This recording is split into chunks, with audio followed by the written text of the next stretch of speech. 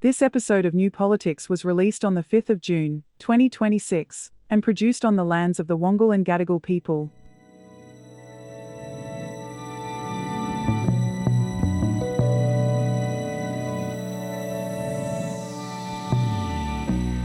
Can Australia really justify spending $368 billion on submarines that might not ever arrive? And why are we now being told that second-hand submarines are a solution to a deal that was presented as delivering a brand new fleet? The AUKUS deal is starting to look like the worst deal ever in Australia's history, and we need to find out how this has all happened. I'm Eddie Djokovic. I'm David Lewis. All of this is coming up in this big episode of New Politics. And if you're listening in and haven't subscribed to our website at New Politics, you're missing out on half of what we do. There's regular articles and analysis of this strange world of politics. It's all free, and you can subscribe at newpolitics.com.au. And of course, if you do want to support us, it's just $5 per month at Patreon and Substack, and all of this is a good way to support independent journalism.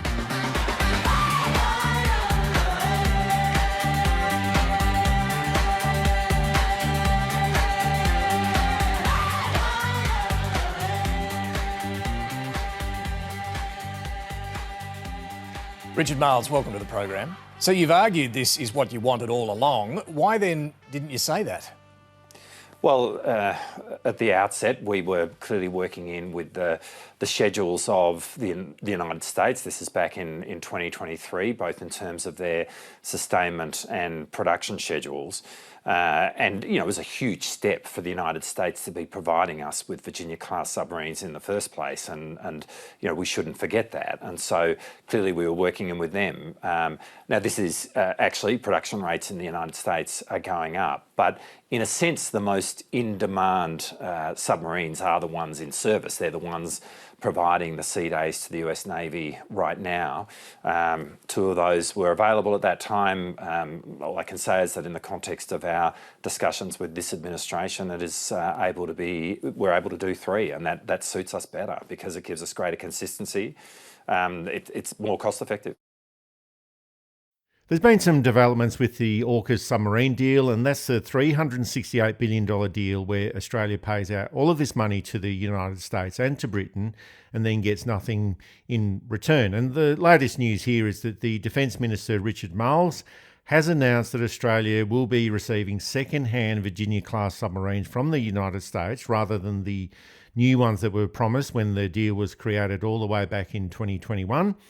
And David, this is a deal that goes from bad to worse to mediocre, and then it keeps going on and on and on. And it's probably the first time in history that someone has ordered a new product and then paid a lot more for it and then got a used product instead of that new one. And then they go on and say, oh, great, this is exactly what I was after in the first place. Thank you very much for that. So it's an absolutely ridiculous situation. But the former Labor Minister, Peter Garrett, he has been appointed to head up an independent review of the AUKUS deal. And this is a review which is a community-based review supported by crowdfunding. It's supported by trade unions and also a range of not-for-profit organisations. So it's totally independent of government. And I suggest that we'll end up getting some different answers about AUKUS than we'll ever get from the government. It's a ridiculous situation. It's more like a TV sitcom series, like it's, you know, a combination of Yes Minister, Utopia, In the Thick of It, any satirical TV comedy program that you can think of. It's probably all in there. So we've got these billions of dollars flying out the door with nothing to show for it. It's a program that should have been reviewed on the first day that the Albanese government stepped into office, and the community has had enough of this. And they're going to review it for themselves. And it's a deal that the government should have stepped away from a long, long time ago. It was the most Scott Morrison deal that could ever be Scott Morrison. And instead of saying, yes, our worst Prime Minister did this, we are getting rid of it because we don't want any legacy from this guy. This guy was responsible for deaths in robo-debt. That should have put him into jail. Now, how many deaths I know is up to, but more than one, actually more than none, is unacceptable. You don't get a margin of error in these things. The fact that there is no benefit to Australia whatsoever, except maybe, possibly, perhaps, if we feel like it, if Australia is caught up in some kind of defence entanglement and needs help from the United States and or Britain, those countries can have a look at it, maybe do something, but probably not, depending on their own national interest. It was a terrible deal that should never have been brokered in the first place. The Americans and the British saw Scott Morrison coming from a mile off. They may as well have thrown in the Brooklyn Bridge, Tower Bridge, and a couple of good freeways. It's how good the deal is. And by good, I mean terrible. It's good for the United States and good for Britain, but terrible for Australia. If I was a proud American, I'd be touting this deal or if I was a proud English citizen, I'd be cheering. And then to say, oh, no, we're not going to give you new submarines in 30 years. But see, this has all been part of the contract. Australia is going to have to break the contract. The deal specifically states that it's surplus to the requirements of Britain or America. So the reason we're getting the second-hand ones is that they are now, they're surplus. You can have these second-hand ones. Honestly, there are better deals on Temu and AliExpress. At least you know what you're getting. Why the Labor government didn't say, yes, sorry guys, you signed that with a guy who we no longer acknowledge as Prime Minister. Good luck. I don't know, but hopefully the Garrett report won't be ignored. I know it will be ignored, but hopefully it won't. But it might put a bit of public pressure on to actually try and change the deal for the better, or better yet, get out of it. And we can put that money back into the NDIS rather than kicking into patients of the NDIS, not dodgy suppliers. Well, it's something that does have to be reviewed because it is one of the most expensive decisions ever in Australian history, and it's probably the most useless and also the most scandalous. So Australia has committed $368 billion for these nuclear-powered submarines, and you know what it's like within defence or within any bureaucracy. The cost is going to be much higher than that. But despite the amounts of money that are being committed here, there's never been a full parliamentary inquiry. And there's been those questions asked at Senate estimates by Senator David Shoebridge, but he didn't really get any answers from all of that. And we do have a situation where the United Kingdom has reviewed its role within AUKUS. The Pentagon has also reviewed its role within AUKUS as well. And both of those governments have probably said, oh, can you believe these hicks in Australia giving us all this money for absolutely nothing? But here in Australia, the questions about AUKUS, and it's not so much that they haven't been answered, they just haven't been asked in the first place, apart from those ones by Senator Shoebridge. And I think that's why this Garrett inquiry will be so important. Now, whether it's responded to by the federal government, that's a totally different issue, but it will put pressure on the government, I hope. But it is stepping in or filling in that gap left behind by Parliament and examining the issues that our elected representatives should have been reviewing, but they've failed to review it at all. And it's that big question that we've been asking ever since this was all announced, David. Aside from sending over these big checks over to the United States and to AUKUS, what is Australia going to get out of this deal?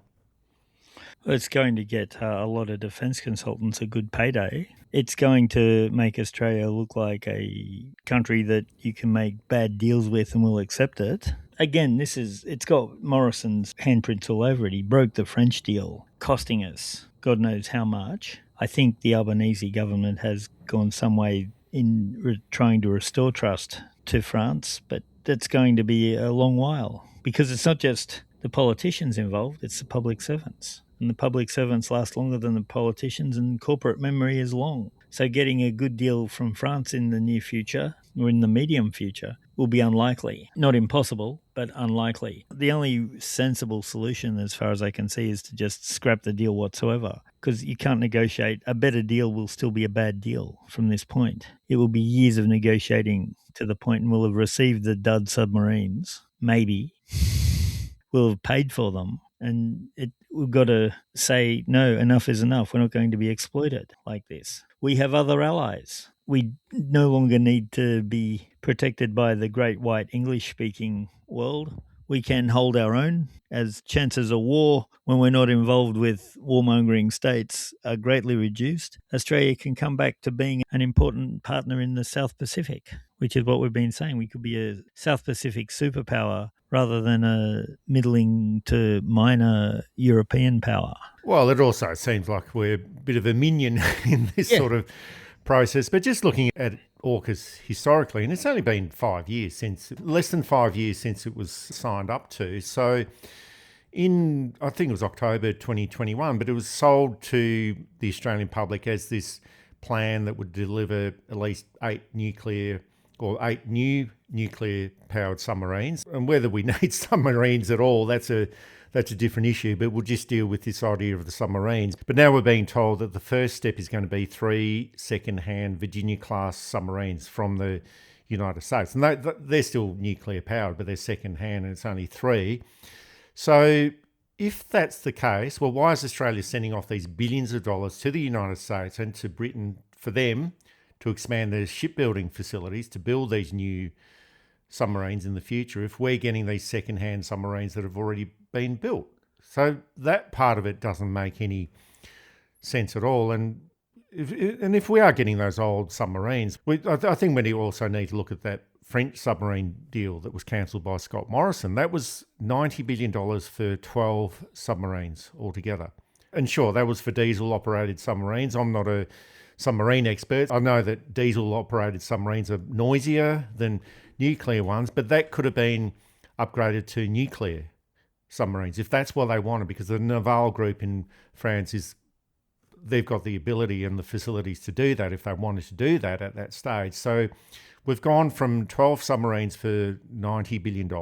There's a lot of schools and hospitals that could be built for all of that. So we've gone from that crazy situation, which was crazy in itself, to an even more phenomenally crazy situation, which is 3 used submarines for $368 billion. And I know it's not just for those 3 submarines. There's a couple of other things going on there as well. But the other issue is that submarine technology is changing all the time. In 10, 15 years' time, it might not be these massive submarines that we're looking at. It could be small modular submarines, the cluster submarines that are far more effective if that's what they're after. So the details that we're being given just seems to be changing all the time. It's just like the technology is changing all the time. We're just being given new bits of information. So looks like we'll be keeping those old Collins-class submarines just for a little bit longer. I don't think we're going to be attacked by China or anyone else while we're waiting for all these new submarines to happen anyway, which might be 10, 20, 30, 40, 50 years away, or maybe never. We just don't know. Yeah, the utter ridiculousness of the deal, at least from our angle. There may be things going on in the background that we don't know about, but till we know about them, I'm going to look at the deal as we see it, and I don't think there are, is that it was a terrible deal made by a terrible negotiator that should have been taken out as soon as the new government was in. He should have said to the Bill of Whale, people are free. We are dropping all charges against the whistleblowers and we're cancelling AUKUS as of now, because the international ramifications of cancelling AUKUS will be far cheaper than the ramifications of keeping it. But also, David, you and I are sensible people. It's not like we're foolish people, although there's people out there that might disagree with comments. I'm not sure. There might be people out there that disagree with that, but we can see that this is a dud deal, and there's a lot of people that believe that this is a dud deal within the community. So the thing is that government should be taking the public in with their decision-making processes. And sure, there's a lot of stuff in the background that we might not be aware of, and we're, as I mentioned before, we're not military experts, we're not submarine experts. But if you've got all of these doubts within the public, well, it's up to the government to bring the public with them. Yeah, and that's exactly right. Governments make deals all the time, some of which don't look very good, but in fact are very good. Some of which look great, but are terrible. The thing that struck me is how very 19th century it is. Oh, we've got the colony in Australia. We better protect that. We won't send them the good stuff. And we're still the world powers, of course. People, it's the white man's burden, as they love to misquote Stevenson. It's all very much. And of course, it's at least 80 years out of date. The whole Anglosphere thing, which has been a theme in Australia, and there was calls in the early 20th century for the Commonwealth to be restructured with America in the lead, and the Commonwealth being defined as the English-speaking nations of the world and the white population nations of the world. It's totally and utterly anachronistic and ridiculous. There's no reason why we shouldn't be dealing in a modern multifaceted world that reflects a modern Australia that is proud to be multicultural and have people from all kinds of backgrounds, instead of trying to hold on to the English-speaking white man. They're important, don't get me wrong, I say as one, as an English-speaking white man, but I also think it is important that we recognise Australia being part of the global system, not just part of the Commonwealth, and not just part of this imagined Commonwealth of the powerful English-speaking countries anymore. This is New Politics, independent analysis of Australian and international politics. For more free articles and analysis, join us at newpolitics.com.au.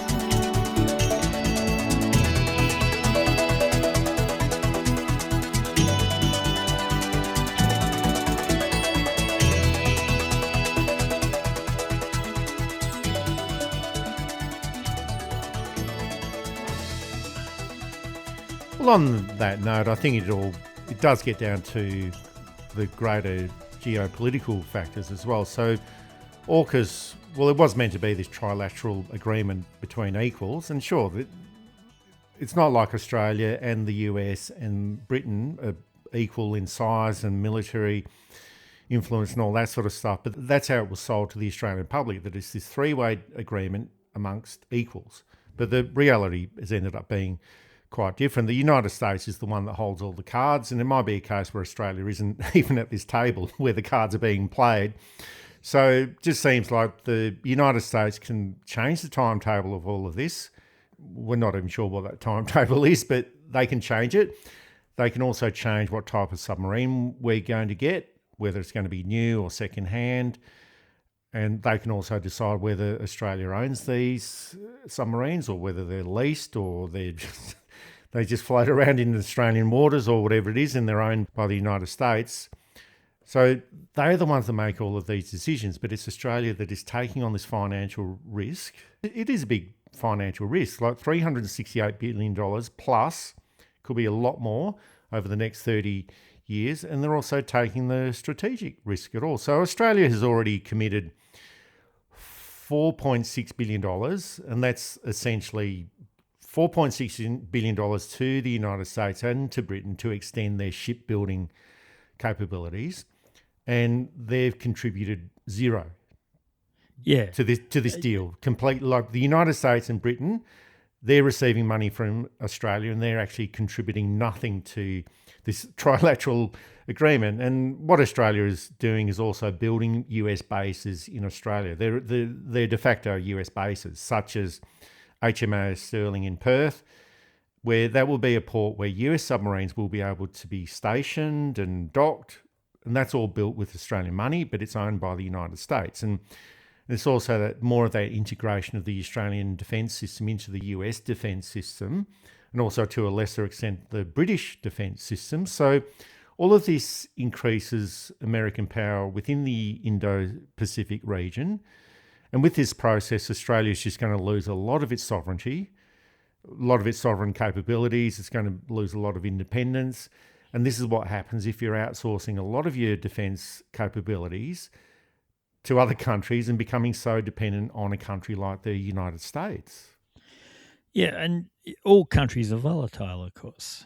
Nobody really expected Trump would get in, and for whatever reason not only did he get in, once he got back in, we don't know who really is going to replace Trump when he inevitably is no longer president, most likely through the term limits that the American people were smart enough to put into their constitution. But even if he avoids them, as a lot of people stated, he only has so much time on the planet anyway. But we really don't know who's going to replace him. The indications aren't good that it's going to be somebody practical with not just the interests of the United States in mind, but the interests of the world. Having said that, watching the decline, maybe being president won't be as useful as it once was.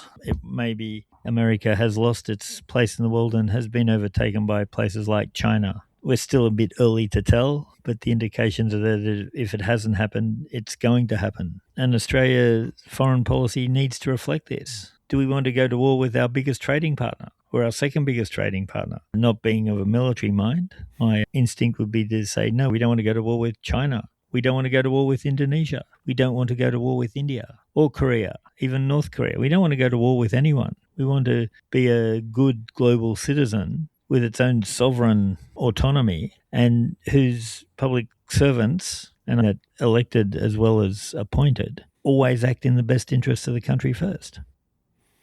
I still think that biggest problem, or the biggest problem with all of this, is that large part of strategic infrastructure that's becoming totally dependent on decisions that are being made in other countries. And even if you've got like-minded countries like Britain and the United States, well, every country is going to act in their own interest. So the United States is acting in their own interest. The United Kingdom is acting in their own interests. And as you referred to before, they must have really seen Scott Morrison coming all the way back in 2021, and they thought, wow, we can really take this guy for a ride, and they certainly have, and we are now paying for it. And it looks like we may be paying for it for some time to come. And it might even be a case where the deal was so bad that future governments cannot pull out of it for whatever reason. But the thing is that we don't know because we haven't seen the details about it. And the other issue is, and you alluded to this before, about Trump now being the president of the United States. But since AUKUS was signed in 2021, so that was less than 5 years ago,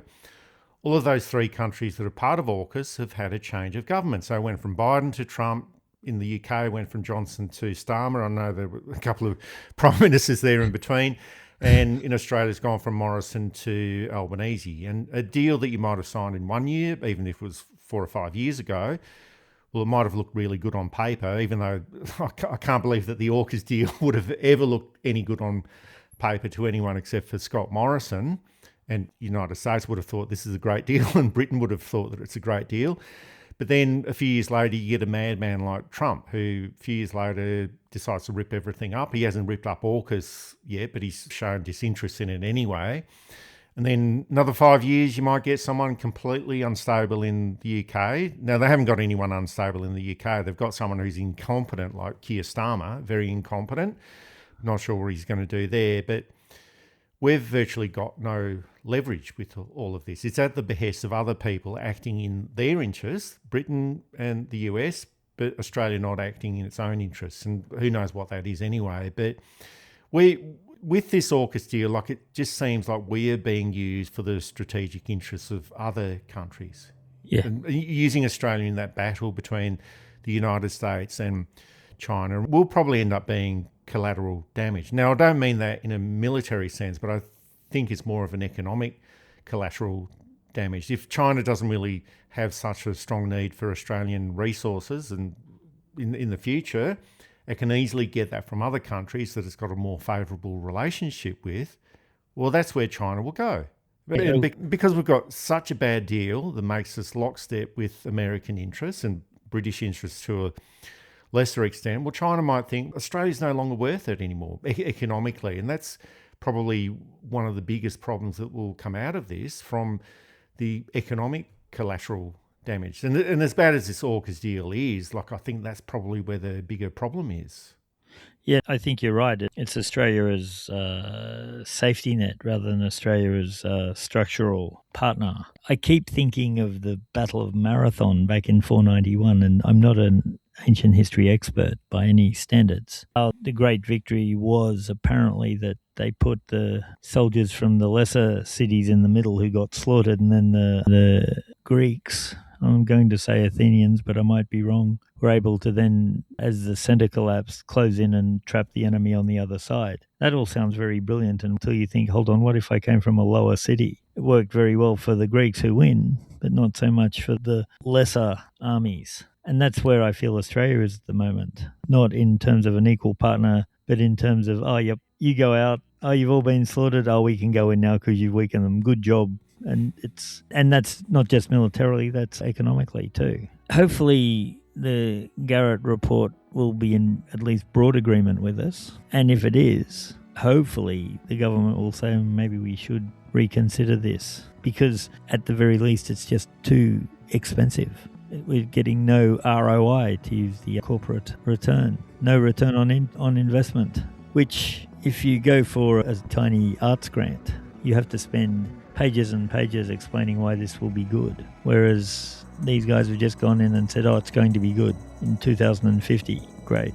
And that generation of people working are paying for something that they had no say in too. Now, long-term government planning is great, but can we have something decent? That's it for this episode of New Politics. Thanks for listening in. And if you value independent journalism without the influence of corporate backing, join New Politics at newpolitics.com.au and support us directly. It's just $5 per month, and we always try to keep it very simple. If you like what we do, please send some support our way. It keeps our commitment to independent journalism ticking along. I'm Eddie Djokovic. Thanks for listening in, and it's goodbye to our listeners. I'm David Lewis. We'll see you next time.